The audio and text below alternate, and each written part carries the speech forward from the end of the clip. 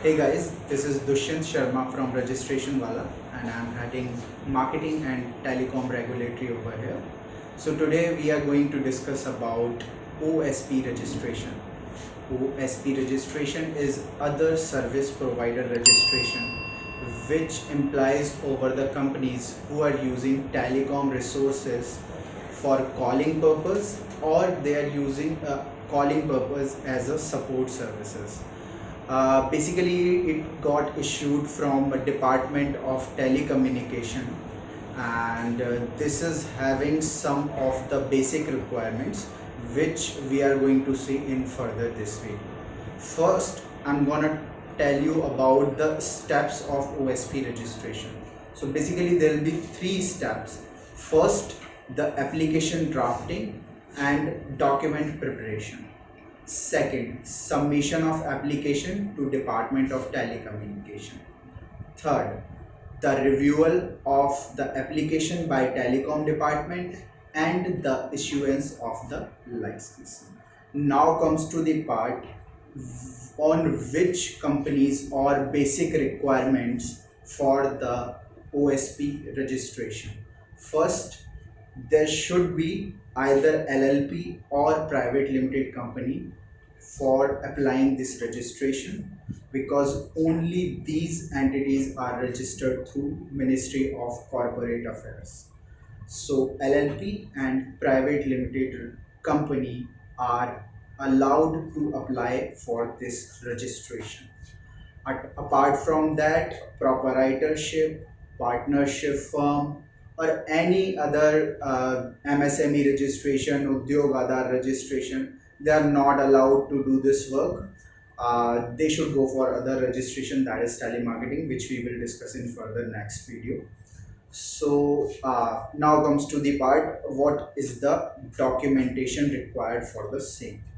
So there are several documents. The basic one is certificate of incorporation, MOA, AOA in case of private limited firm, and in case of LLP firm, it will be LLP agreement, and then there'll be list of shareholder, list of directors, and board resolution in prescribed format. Apart from that, there's one more important document, that is network diagram, where we are going to implement all the network infrastructure which we are going to use as our telecommunication resources.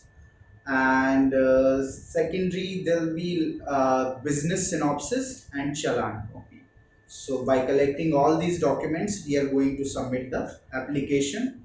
In the draft, there are some technical details asked by the Department of Telecommunications. So overall, this license requires the knowledge of telecom regulatory as well as the technical implementation of this registration. Once we file up the application, the department will review it, and they might revert with the discrepancies which we need to clear up and submit to the department. So they'll finally issue the license.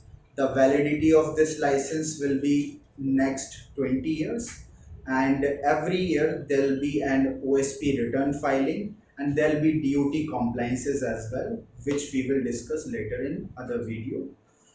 So here from past 8 years, we are supporting several startups for the implementation of this license, along with the regulatory guidelines and telecom infrastructure. And we are supporting them with the application filing and all the regulatory guidelines that can be followed to go forward for the telecommunication processes. The sectors come under this registrations are BPO, KPO, LPO, RPO, and tele education. There are some several verticals which are using the telecommunication resources as per the inbound and outbound calling. Here at Registration Wala, we help you go through the DOT guidelines, follow them, submission of the application, getting it reviewed from the department, the continuous follow up, and getting the OSP registered with the validity of 20 years. So for further, if you want to go ahead for the registration, if you're a BPO company, if you want to start a calling process, just connect with us, or you can go through www.registrationwala.com or find the details in the description. Thank you.